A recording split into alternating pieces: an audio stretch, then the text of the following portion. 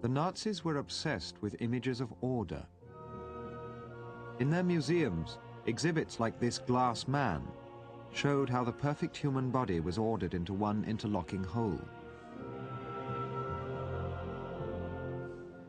And through their parades and pageants, they sought to show how one individual human being was but a part of the ordered national community.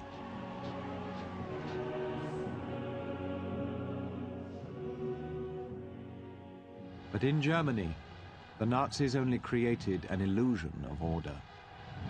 Und dann schreitet der Führer ganz allein die Front ab. Das ist Propaganda und ist eindrucksvoll. Und alle sagen, Kinder, was herrscht da für eine Ordnung? Die stehen ja alle in einer Reihe.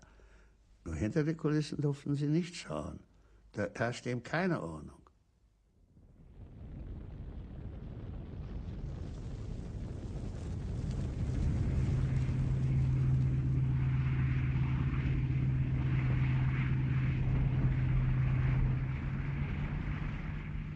On January the 30th, 1933, Adolf Hitler became Chancellor of Germany.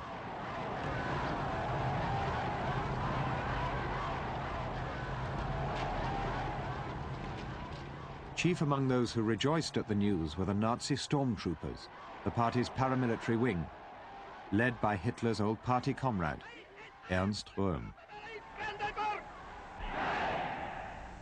Und in dieser Stunde geloben diese mehr als 8000 Kämpfer ihrem Führer die Treue zu halten bis zum Tode. Unserem Führer Sieg Heil!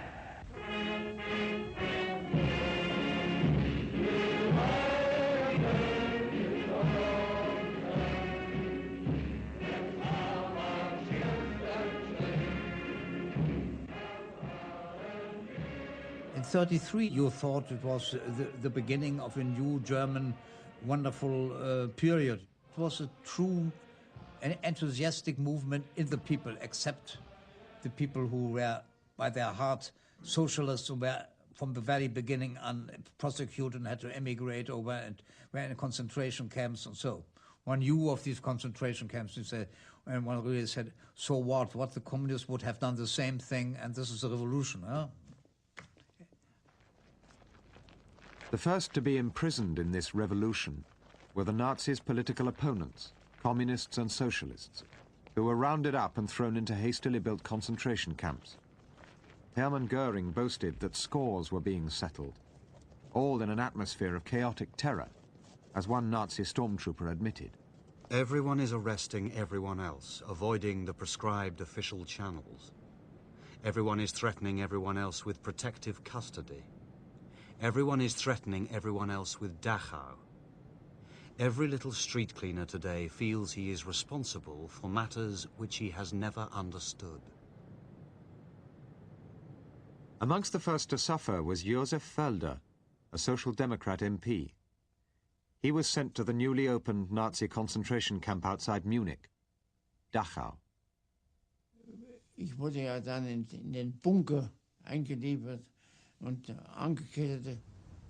Da brachte er einen Teller, da lagen Weißwürste drauf und Brettchen.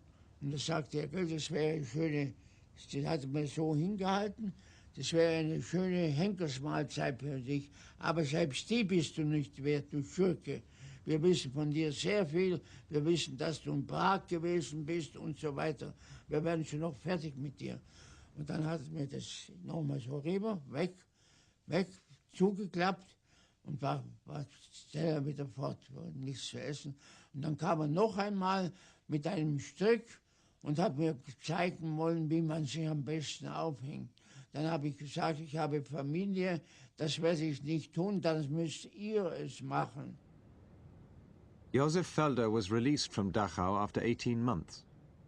The majority of those imprisoned here in 1933 were released after spending less than a year in the camp. The regime here was brutal. Beatings and psychological torture were commonplace. But the Nazi extermination camps were not yet born. The concentration camps were a tool of oppression, not yet of systematic murder. In 1933, to many Germans, They were an acceptable part of the Nazi revolution. Closest is the French Revolution, eh?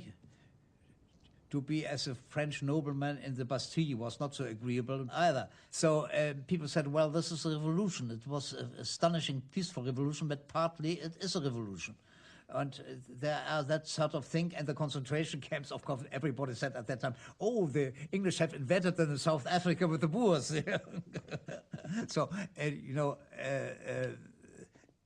people couldn't look ahead. It's impossible for somebody in 33 to look ahead to 45. Huh?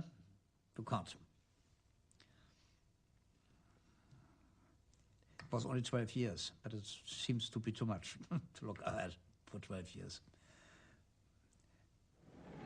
But Germans only had to look fewer than 12 weeks into Hitler's chancellorship to see what the status of the Jews would be in the new Nazi state.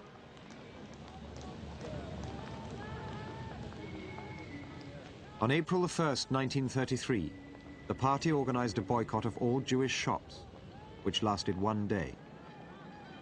The Nazis had made the Jews scapegoats for the loss of World War I, and much else besides.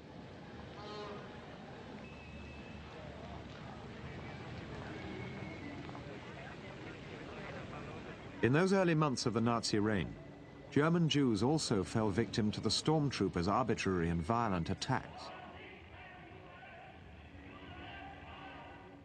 And in 1933, the stormtroopers came and took my father away, and together with many other Jews in Nuremberg, they were taken to a sports stadium with a lot of grass, and they were made to cut the grass with their teeth by sort of eating the grass. But I found it out afterwards. My father never talked about it. Is to humiliate them and to show them that they were the lowest of the low. It's simply to make a gesture. Nazi stormtroopers made other violent gestures. In 1933, together with sympathetic students, they organized public burnings of unsuitable books, particularly those by Jewish authors.